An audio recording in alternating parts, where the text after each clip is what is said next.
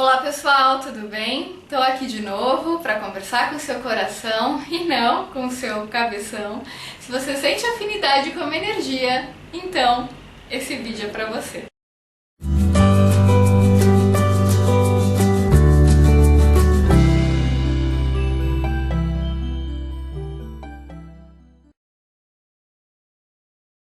Gente, eu vou começar o vídeo de hoje contando uma historinha que tem nesse livro Liberdade, a coragem de ser você mesmo, do Osho.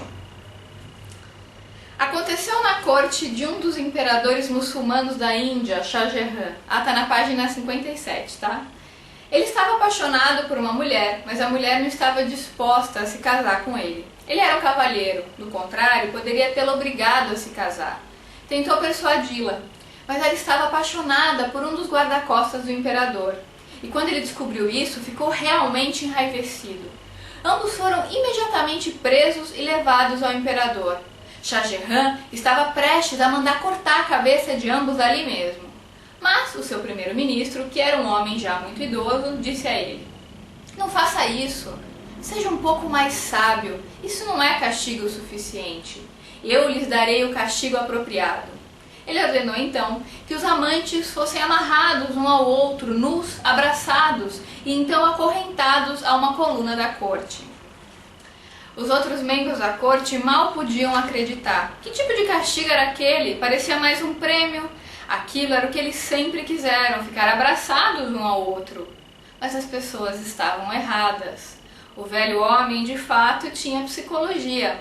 O casal também se perguntava: que tipo de castigo é esse? Isso é um prêmio? Eles abraçavam um ao outro, cheios de amor. Eles estavam amarrados com cordas, por isso não podiam se desvencilhar. E estavam presos à coluna também. Por quanto tempo duas pessoas conseguem ficar abraçadas? 5 minutos? 7 minutos? Meia hora? Depois de 24 horas, eles começaram a se odiar. Eram obrigados, não havia outro jeito, eles transpiravam, o odor dos seus corpos se espalhava pelo ambiente, os seus excrementos. E não havia como escapar. Depois de 24 horas, o velho disse: "Agora devolvam-lhe as roupas e libertem-nos." Quando pegaram as roupas, eles correram em direções opostas, para nunca mais se encontrar novamente. Aquilo tinha sido bastante. "O manto que me cobre é manto de poeira e morte. Odeio-o, mas abraço-o com amor." Essa é a esquizofrenia do ser humano, a personalidade dividida do ser humano. A sua casa está dividida em duas, por isso ele não consegue encontrar a paz. Gente, essa analogia eu acho fantástica, né? Que mostra como o excesso de convivência pode fazer o amor polarizar para o oposto. Como fala o Osho, amor e ódio são as duas faces da mesma moeda. Quando você tem excesso de convívio, excesso da outra pessoa, você pode muitas vezes passar a odiá-la. E quando você encontra a distância saudável, né? Como fala o Eli Cravo, quando você encontra até onde você pode ir com aquela pessoa, você consegue desenvolver um relacionamento digno, porque aí não fica excessivo. Eu lembro de um vídeo que eu assisti do Érico Rocha, ele falando do gatilho da escassez, que tem empresas que lançam produtos, né? E o produto, eles falam assim que a edição do produto é limitada. Então só vai vender até um certo período, ou só tem tantos para vender. E aí é claro que as pessoas acabam comprando em massa, porque não é uma coisa que vai continuar eternamente, é uma coisa que vai acabar.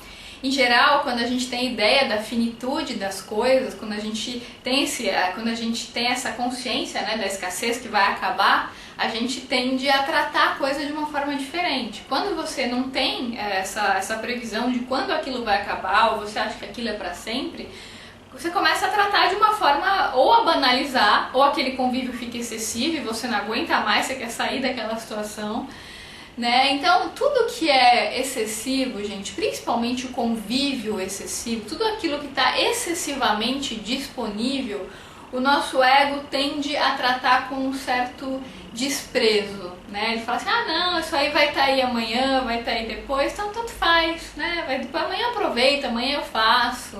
Quando você sabe que vai acabar, você já aproveita diferente. Você está de férias, por exemplo, se você sabe que amanhã é seu último dia de férias, obviamente que você vai viver esse dia de uma outra maneira. né? Se você está de férias eternamente, então a vida acaba ficando um tédio, porque você não tem o contato com a limitação, com a finitude, né? Então você fica ali, a Deus dará. Eu me lembro também de um almoço que eu tive com uma amiga, a Drica, vocês conhecem. A Drica mora no Canadá, a Adriana Souza, né, que tem canal no YouTube também, é uma querida, uma pessoa que eu amo muito, minha irmã de alma. E a gente foi almoçar e ela veio do Canadá pro Brasil e a gente marcou o almoço. E aí, saindo do almoço, tava um calor assim infernal, era mês de fevereiro. E tava um calor infernal e eu me queixando do calor e ela saiu assim no calor, ela falou, ai que delícia esse calor! Porque lá no Canadá tava um frio bizarro, acho que tava tipo -10, não sei quanto é que tava na época, mas era inverno, né?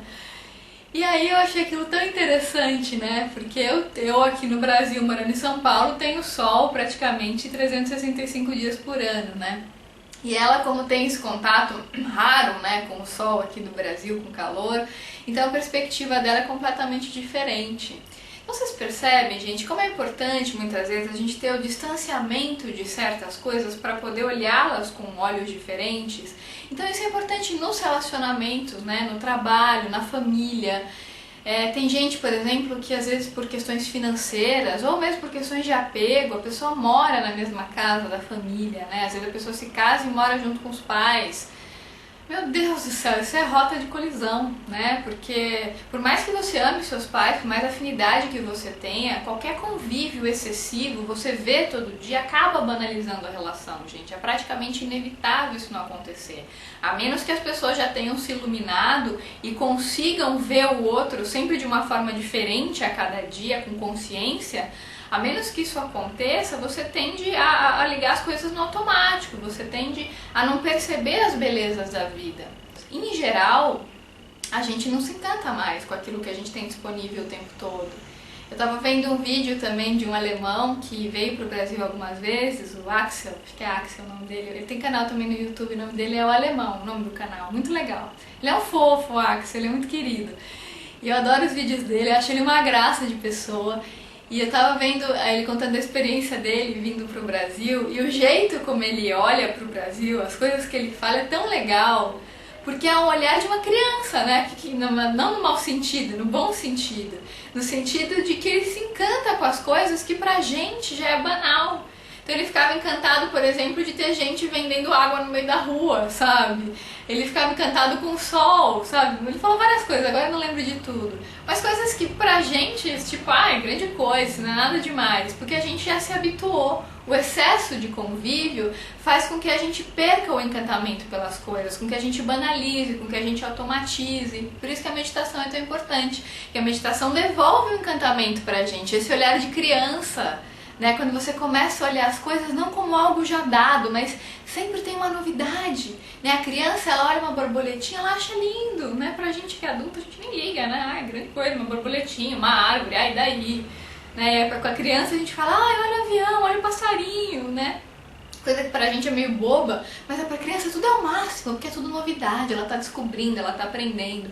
E é esse espírito de criança que a gente precisa aprender a ter, né? Não no sentido pejorativo, mas no sentido bom, a gente se encantar com as coisas, ter aquele brilhinho no olho, sabe? Achar as coisas bonitas, olhar as pessoas nos olhos, se encantar com as coisas, com o nosso parceiro, gente. A gente, em geral, depois de muitos anos de relacionamento, a gente tende a olhar para o nosso parceiro ou para a nossa parceira como algo pronto, algo já dado, como se a gente já conhecesse aquela pessoa. E não, gente, as pessoas, elas estão sempre se transformando o tempo todo, sempre tem uma novidade pra gente perceber, mas quando a gente está muito identificado com a mente, a gente cai no tédio com muita facilidade, porque a gente não vê mais a novidade, a vida fica um marasmo.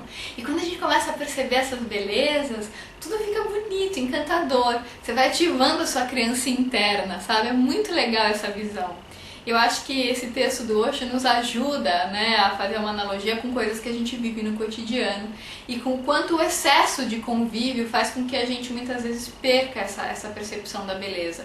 Então, se a gente não medita sempre, se a gente ainda não consegue se encantar mesmo com o excesso de convívio, então é importante a gente se distanciar, né, a gente se distanciar para a gente poder novamente ver as belezas. E além do distanciamento, é importante também a meditação, pra gente não cair ali no hábito, naquela coisa da rotina, né, que torna a vida um grande tédio. E a vida, gente, ela é cheia de possibilidades a todo instante. A gente não precisa de uma festa para ficar feliz, a gente não precisa de algo externo. Basta a gente estar vivo.